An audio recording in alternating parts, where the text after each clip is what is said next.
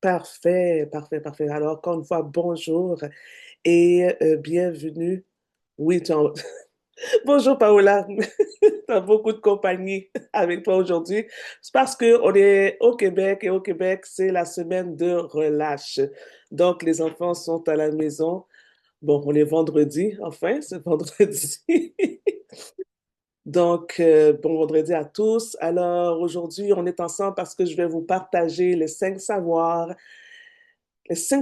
qui transforment ta posture parentale ou les cinq savoirs qui m'ont aidé à passer, je dirais, de parents épuisés à parents alignés.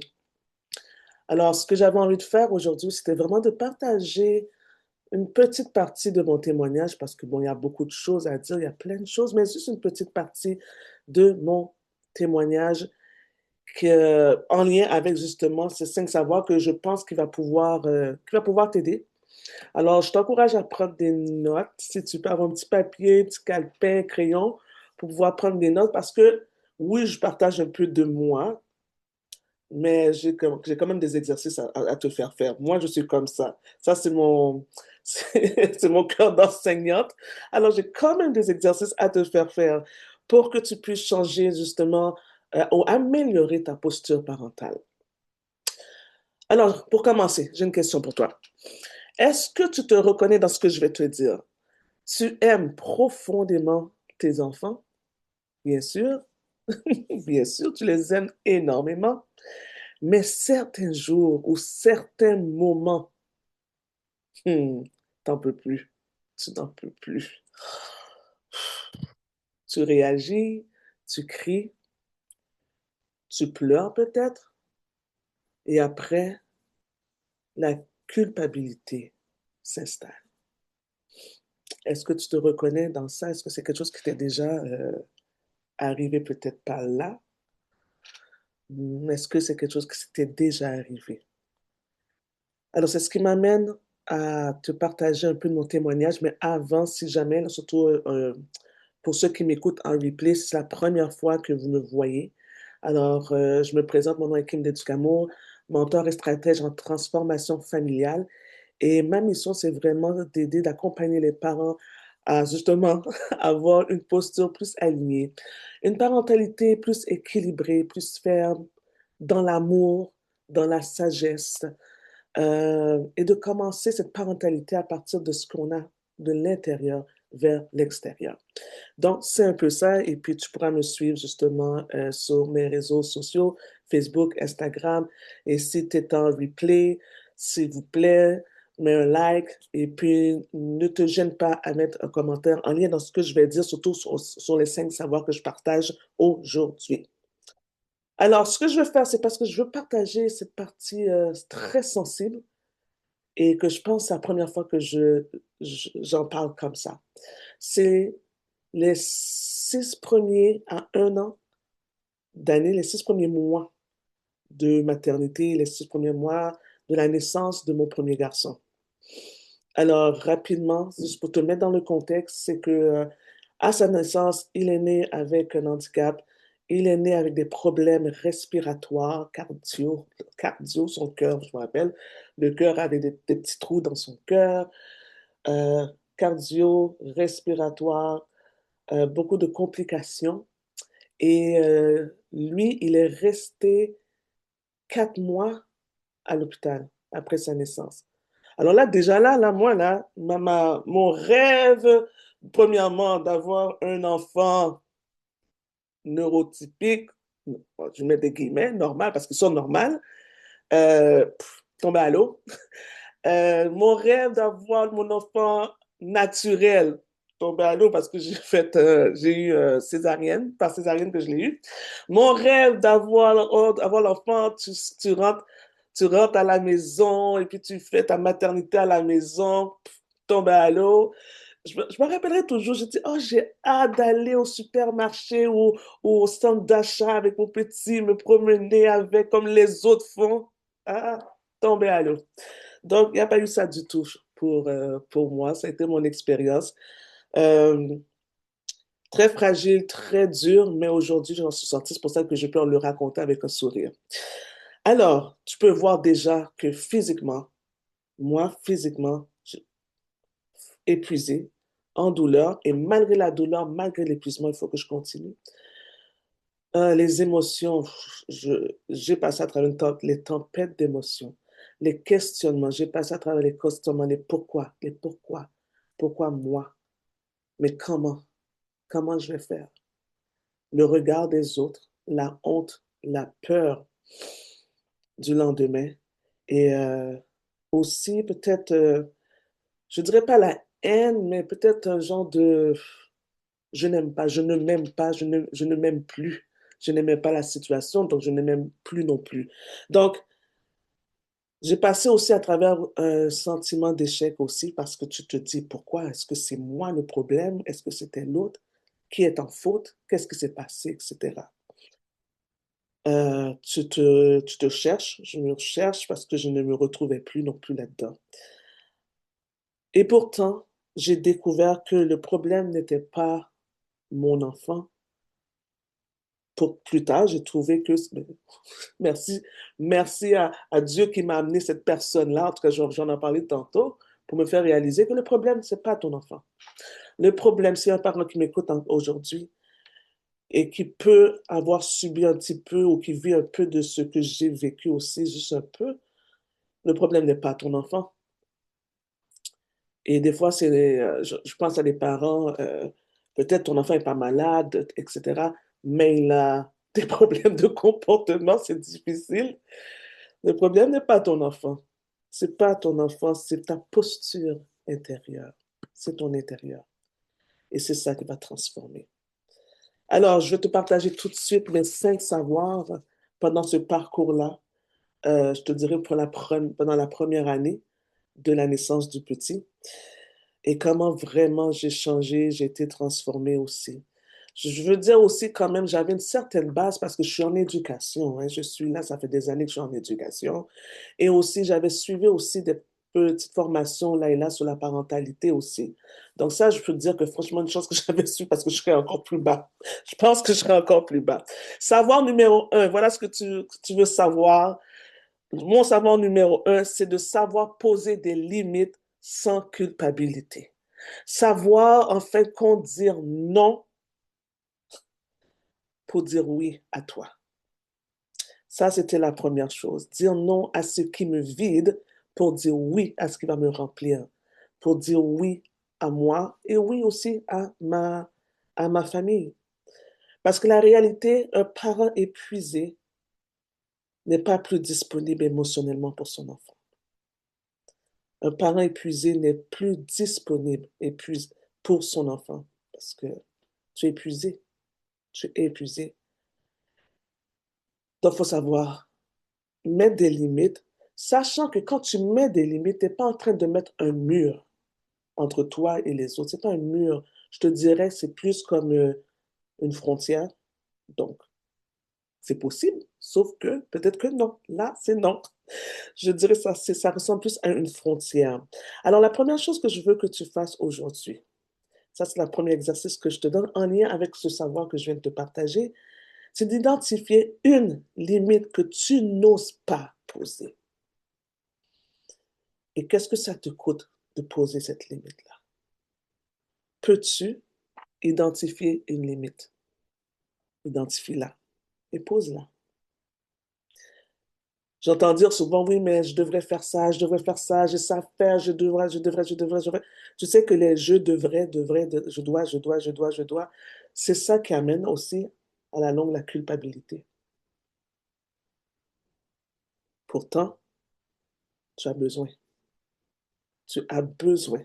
J'ai besoin de poser cette limite-là. Il y a un besoin que tu as en ce moment. Et ça, c'est la sagesse de dire que j'ai besoin et puis que c'est ça que tu vas faire aussi. Je vais te donner une statistique. 67% des parents d'enfants ayant des besoins particuliers rapportent des niveaux élevés de détresse émotionnelle liés à l'incapacité de poser des limites claires. 67%. Et j'étais là-dedans. J'étais là-dedans. Poser des limites, ça commence par se connaître. Et pour ça, il faut apprendre aussi à se prioriser. Ça, c'est la deuxième chose, à se prioriser. Donc, première, savoir poser des limites, savoir dire non. Deuxième chose, savoir se prioriser. Je ne peux pas donner ce que je n'ai pas. C'est comme ça. Et on pense que lorsqu'on s'occupe de soi ou on pense à soi, c'est égoïste. Non, au contraire, c'est en fait la base de la régulation. Et si toi, tu peux te réguler, sache que ton enfant va pouvoir aussi le faire parce que tu es son modèle. Et puis, tu vas savoir comment faire, donc tu vas lui montrer, puis il va le faire. Donc, il faut vraiment que ça commence par toi, que tu apprends à te réguler, à te prioriser. Alors, pour ça, ce que je veux faire, ça c'est ton deuxième exercice, c'est que tu puisses prendre dans ton quotidien 3 minutes par jour. Moi, je dis 3 minutes, mais plus que ça. Mais bon, on va commencer avec 3 minutes par jour juste pour toi, juste pour respirer, juste pour observer.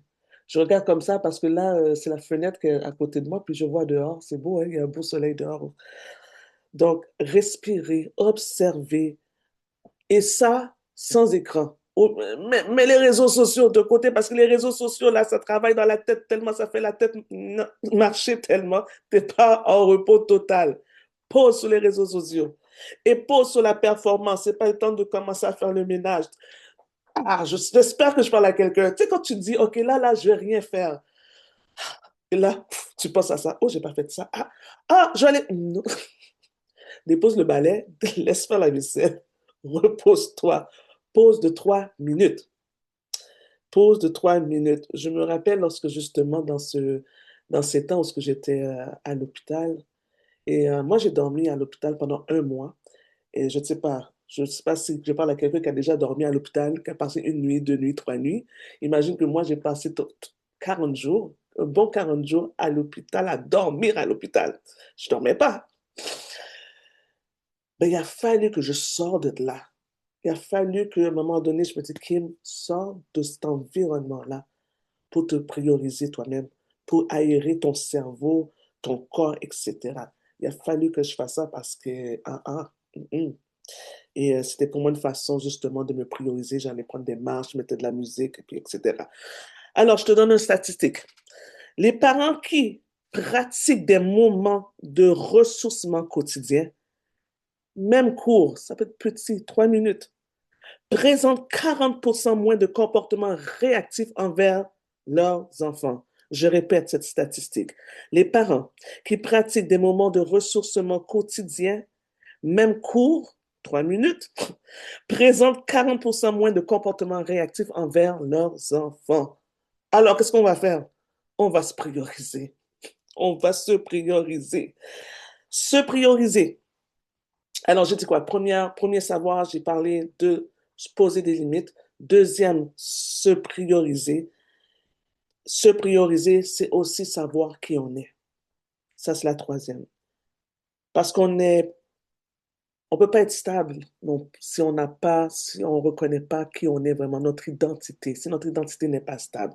Alors, notre troisième savoir, c'est vraiment se respecter dans son identité, dans ses valeurs, dans ses besoins, dans ce qu'on aime, dans notre personnalité. Euh, Parce que justement, lorsqu'on est épuisé, lorsqu'on est dans cette tourbillon de tempêtes, d'événements aussi, où peut-être les enfants font du bruit, les enfants crient tout le temps, etc. Quand tu es dans ce chaos, dans ce néant, tu peux facilement t'oublier. Et je veux que ça c'est la troisième exercice que je veux que tu fasses. Euh, Si je vais un petit peu trop vite, je vais t'encourager, si tu veux, à revoir justement ce live. Troisième exercice, je veux que tu complètes cette phrase. OK? Avant d'être parent, j'étais quelqu'un qui, trois petits points. Avant d'être parent, j'étais quelqu'un qui, avant d'être parent, j'étais quelqu'un de social. Mais je suis social encore. Je le suis très social. Euh, Avant d'être parent, j'étais quelqu'un qui sortait. Et ça, je l'ai repris, ça. Tu vois, ça, je l'ai repris. Parce que voilà, ça fait partie de moi. C'est que les choses qui faisaient partie de toi, c'est encore là. On dirait qu'on a mis pause sur ça. Donc, c'est pour ça que je t'encourage vraiment à respecter ton identité, qui tu es, à te respecter dans tout ça. Ça, c'est vraiment mon troisième savoir. Mais avant, il faut que je te donne une statistique. Le burn-out parental touche près de un parent sur 8 dans les pays occidentaux. La perte d'identité personnelle en est l'un des facteurs les plus prédictifs. La perte d'identité personnelle. C'est beaucoup, hein? C'est beaucoup. Et j'étais là-dedans aussi. Donc, merci, je suis plus là. Quand on retrouve son identité, on arrête de traverser seul. Et là, avant de continuer, alors je veux juste savoir, est-ce que ça va? Est-ce que c'est bon? On est là, on m'écoute toujours. Parola, tu m'entends toujours? Est-ce que ce que je dis résonne? Fais juste moi un petit pouce si ça résonne. Est-ce que ça résonne? Avant que je donne les deux autres. Un petit pouce? Un petit pouce. OK, parfait. Merci. Donc, savoir poser des limites, dire non, savoir se prioriser, savoir respecter son identité. Et quand on retrouve son identité, on arrête aussi de traverser les choses seul. On apprend à choisir son entourage. Alors ça, c'est mon quatrième savoir, s'entourer des bonnes personnes. Parce que l'entourage peut réduire ou amplifier ton épuisement. L'entourage peut réduire ou amplifier ton épuisement. Wow! Parce que neurologiquement, spirituellement aussi, on est affecté par les émotions de ceux qui nous entourent aussi. Okay? Donc, c'est très important de bien choisir. Il y a deux types de personnes. Il y a les personnes ressources qui vont venir nous stabiliser, mais il y a les personnes aussi qui vont venir prendre et qui vont nous vider. Alors, ce que je veux que tu fasses comme exercice, c'est que tu regardes dans ton entourage, près de toi, qui vient pour prendre et qui vient pour te donner. J'aime dire, choisis tes Pierre, Jean et Jacques. Choisis tes Pierre, Jean et Jacques. Et si tu dois choisir entre les trois, ben, va chercher Jeanne. Je ne sais pas pourquoi. Va chercher Jean, Jean ou Jeanne. Pourquoi je dis ça? Mon expérience, je l'ai vécu pendant ces mois-là, et je l'ai revécu encore une fois, où ce que c'est pas nécessaire d'avoir plein de personnes, 5, 10 personnes, c'est pas nécessaire. Ce qui est important, je trouve, de mon expérience, c'est la bonne personne. Moi, je l'ai eue, elle était franchement la personne ressource, puis c'est elle qui a géré les choses pour moi. J'avais pas à m'inquiéter. Et ça se reproduit même 2 fois dans ma vie, puis j'ai beaucoup apprécié ça. Dieu m'a amené 2 personnes, bon, différentes à des différents moments, mais qui sont venues et qui m'ont aidé. C'était comme si, Kim, prends ton temps, repose-toi, fais ci, je vais gérer pour toi. Il n'y a pas de problème. Ça, là, oh, ça vaut pas un prix, ça vaut pas de prix. Alors, j'aimerais lancer à un parent qui m'écoute vraiment de chercher, de chercher, je ne sais pas, de demander, puis de ne pas avoir peur de demander. Ça aussi, j'aurais dit, de ne pas avoir peur de demander parce que ça vient, la peur de demander. Oh oui, mais et si, qu'est-ce que les gens vont dire, tout ça? Ça vient. Il faut briser ça, OK? Parce qu'on n'est pas appelé à rester toute seule. Si on veut vraiment aller plus loin, on ne peut pas. Il y a une personne, il y a 2 personnes dans ton entourage qui peut. Et si tu dis non, j'ai vraiment personne, ben écoute, aujourd'hui, je te lance là. Je, je suis là. Je suis là et ça va me faire plaisir vraiment de pouvoir t'aider, de t'accompagner dans ce cheminement. Je vais laisser justement en dessous de la vidéo un lien pour que tu puisses prendre un rendez-vous avec moi. Au moins, tu vas pouvoir partager, je vais pouvoir t'aider à avoir plus de clarté et tu vas repartir certainement avec une stratégie à mettre en pratique dans ton quotidien. Donc, qui dans ton entourage te prend l'énergie? Qui t'en donne? Je veux vraiment que tu regardes à ça. Et c'est pas pour juger les autres de faire ça. Non. C'est juste de savoir à qui tu te confies et et à qui vraiment tu dois demander de l'aide, à qui tu peux vraiment t'appuyer. Alors, je te donne ce dicton qui dit, si tu veux aller vite, eh bien, marche seule. Marche toute seule, il n'y a pas de problème. Mais si tu veux aller loin, marche ensemble. Alors, on a besoin de nos Pierre, Jean et Jacques. C'est qui? Alors, ça, c'est la quatrième. Donc, j'ai parlé du savoir numéro un, savoir poser des limites. Numéro 2, se prioriser. 3, se respecter, respecter qui qu'on est. Quatrième, s'entourer des bonnes personnes ou même de la bonne personne. Et la cinquième que j'aurais dû mettre en premier aussi, mais je l'ai mis là parce que je voulais terminer avec ça. Je voulais terminer avec celui-là, avec ce point-là. C'est qu'il y a une source encore plus profonde que l'entourage humain, que le Pierre, Jean et Jacques. Il y a quelque chose de plus profond que ça. Et pour moi, c'était de savoir puiser à la bonne source. Savoir puiser à la bonne source. Ce qui m'a tenu debout pendant ces périodes-là et qui me tient encore aujourd'hui, qui m'a tenu même avant que j'étais parent et qui m'a tenu encore aujourd'hui, c'est ma foi. C'est ma foi, c'est pas une performance religieuse, ma foi en quelqu'un de plus grand, en mon Dieu, une espérance plus grande que l'être humain. Tu as besoin de ça. Il y a des choses que l'être humain peut, il y a des choses que je peux faire pour toi, mais il y a d'autres choses, ça dépasse l'être humain. Il faut aller encore plus haut.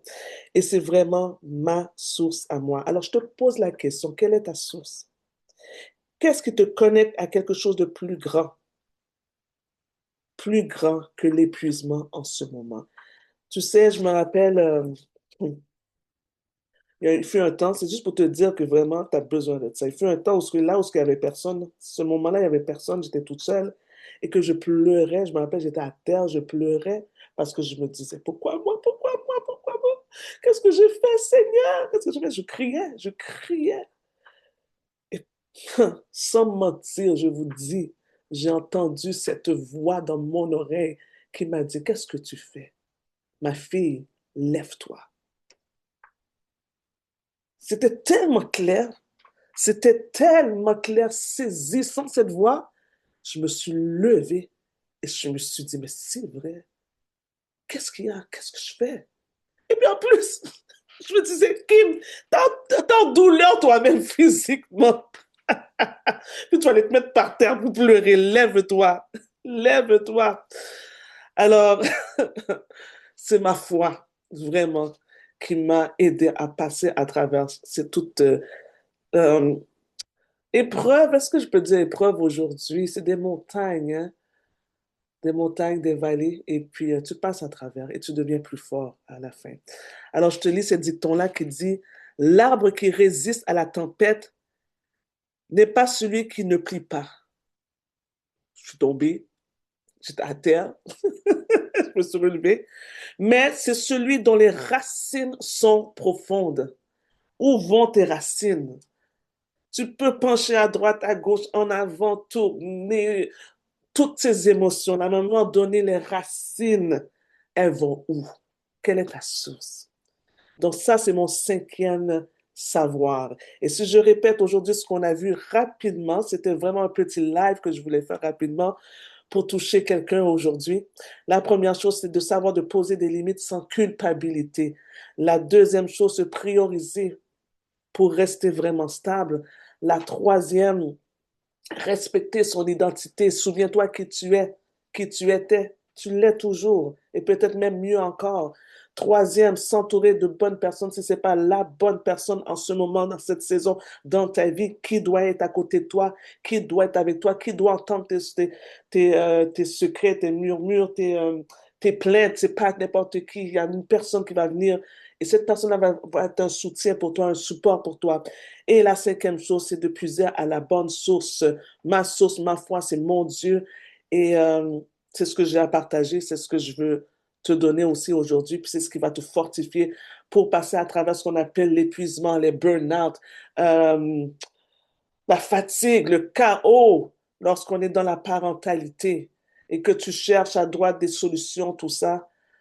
Euh, Aujourd'hui, si tu peux prendre ces cinq-là, ça va t'amener quelque part. Ça va t'amener quelque part. Yes, yes. Est-ce que c'est bon? Est-ce que c'est bon ce que j'ai donné?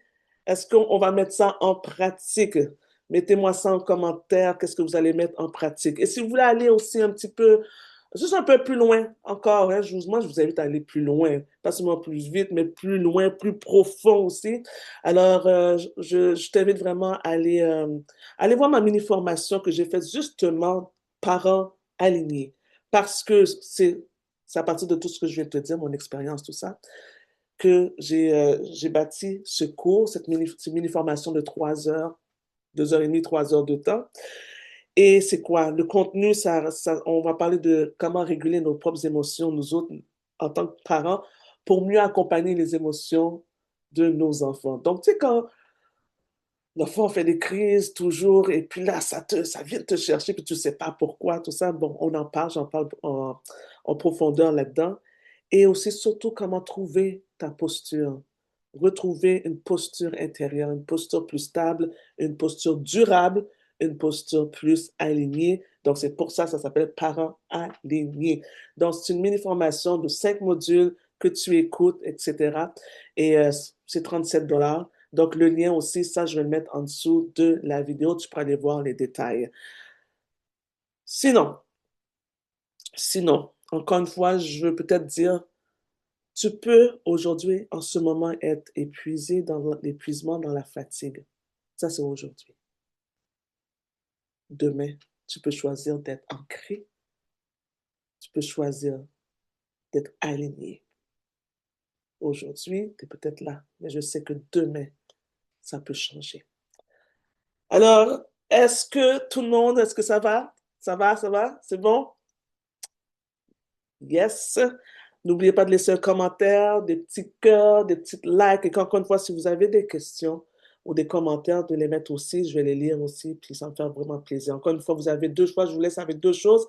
Non seulement tous les exercices que je vous ai donnés à faire, les 5 savoirs, mais 2 choses si tu veux vraiment aller plus loin.